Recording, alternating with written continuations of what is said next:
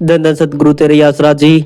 आधी कीमत पर जमीन बेचने की मुनादी, ये कथा का ऊपरी लाइन है। और पावन एम जी माह रहमो करम माह मुबारक को पहले आज हम कथा सुनाते हैं। सच्ची साई शाह मस्ताना जी महाराज सरदार हरबंस सिंह जी पूजनीय परमपिता शाह सतनाम जी महाराज का पहला नाम ये था।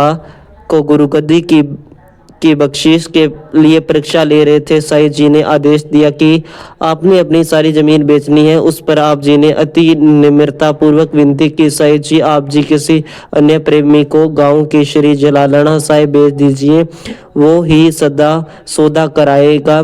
हमने तो केवल अपने हस्ताक्षर ही करने हैं। बेपरवाह जी ने आप जी की विनती को स्वीकार करते हुए एक प्रेमी को यहाँ यह आदेश देकर गांव श्री जलालना साहिब भेजा कि वहां गांव की हर गली में यह मुनादी कर दी कि सरदार हरबंस सिंह जी की जमीन बिकाऊ है, जमीन कोई भी खरीद सकता है। पूजनीय बेपरवाह जी के आदेशानुसार उस प्रेमी ने श्री जलालना साहिब गांव में जाकर यह मुनादी करवा दी, परंतु जमीन का कोई भी ग्राहक नहीं आया।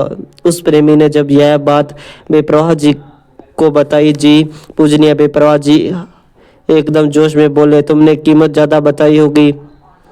अब दोबारा जाओ और सारे गांव वालों को बताओ कि सरदार हरबंस सिंह की जमीन जो भी रेट है उससे आधी कीमत में दी जाएगी। जो कोई खरीदना चाहता है खरीद सकता है। जब प्रेमी ने जमीन को इस कीमत पर बेचने की मुनादी करवाई तो गांव के समस्त लोग एकत्रित हो गए और उक्त प्रेमी से कहने लगे कि हम जमीन नहीं खरीदेंगे।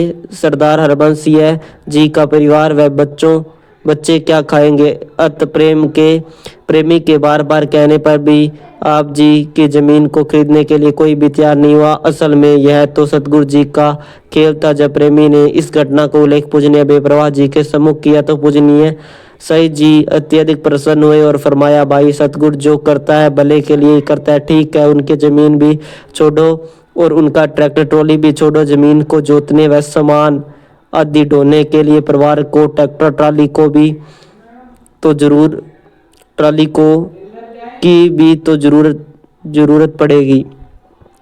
धन सतगुरु तेरी आसरा। इसी तरह से ये भजन बंदगी करते रहे, भजन सुनते रहे। शुक्रिया, धन्यवाद। धन सतगुरु तेरी आसरा।